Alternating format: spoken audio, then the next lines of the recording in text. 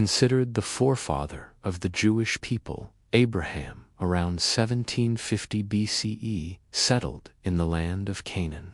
According to the Torah, God made a covenant with Abraham, blessing his descendants and promising them this land. For this reason, Canaan became sacred to the Jews as the Promised Land.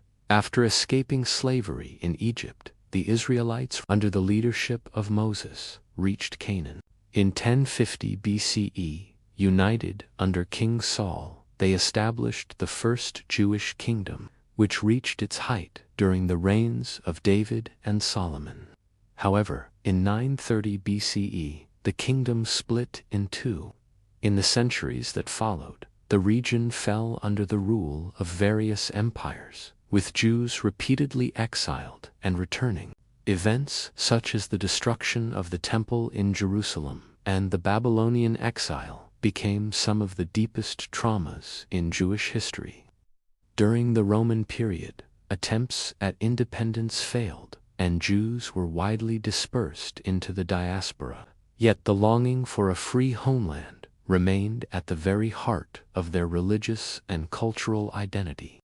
In the 19th century, rising anti-Semitism and pogroms in Europe gave strength to the idea of a Jewish national state. Theodor Herzl, a journalist in Vienna, argued in his 1896 book Der Judenstaat, The Jewish State, that the solution lay in founding an independent Jewish state.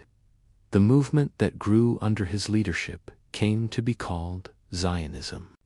At the first Zionist Congress, held in Basel, Switzerland, in 1897, the goal of establishing a homeland in Palestine, secured under international law, was officially declared. From then on, Palestine became the focal point of Zionism.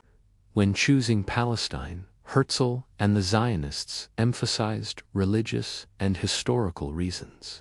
The land described in the Torah as the Promised Land, home to the kingdoms of David and Solomon, and the holy city of Jerusalem, lay at the heart of Jewish history.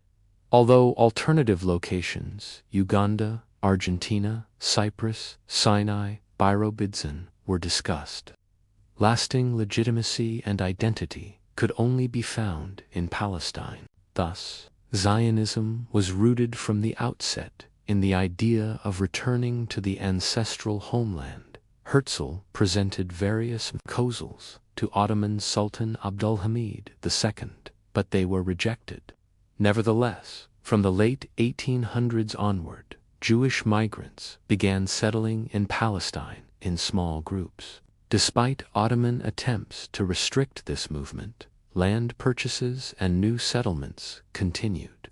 After World War I and the defeat of the Ottoman Empire, Palestine came under British Mandate rule. The Balfour Declaration of 1917 supported the establishment of a national home for the Jewish people in Palestine. However, as Jewish immigration increased, clashes with Palestinian Arabs grew more violent. The conflict escalated until it was brought before the United Nations. On November 29, 1947, the UN General Assembly approved Resolution 181, the Partition Plan.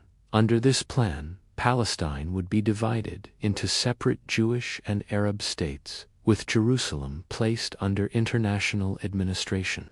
The Jewish Agency accepted the plan, but the Arab side rejected it. The decision strengthened international legitimacy for a Jewish state. Following the vote, between November 1947 and May 1948, civil war broke out between the two communities. Villages and cities changed hands, and violence intensified. Large numbers of Palestinian Arabs were expelled or fled from their homes. This event came to be known in Arab history as the Nakba catastrophe. On May 14, 1948, David Ben-Gurion read the Declaration of Independence in Tel Aviv, proclaiming the establishment of the State of Israel. The United States recognized it within 11 minutes, and the Soviet Union 3 days later. The following day, the armies of Egypt, Syria, Jordan, Iraq, and Lebanon attacked Israel. During the 1948 Arab-Israeli War, front lines shifted repeatedly. The war ended with the 1949 armistice agreements. As a result, Israel gained territory beyond the borders envisioned by the UN plan. Gaza went under Egyptian control, while the West Bank and East Jerusalem were annexed by Jordan. Hundreds of thousands of Palestinians became refugees. Israel, meanwhile, rapidly built its state institutions and gained UN membership on May 11, 1949. The borders and conflicts of today are a direct continuation of this historical process. The establishment of Israel came at the cost of the Palestinian people. Since 1948, hundreds of thousands of Palestinians have been uprooted from their homes, forced into exile, and confined to refugee camps. Today, Israel's policies of military occupation, blockades, and settlement expansion are widely viewed as violations of international law. History teaches us one lesson: if the freedom of one people is built on denying another, it cannot bring lasting peace. The tragedy of Palestine reminds humanity that justice, equality, and conscience must always stand above politics.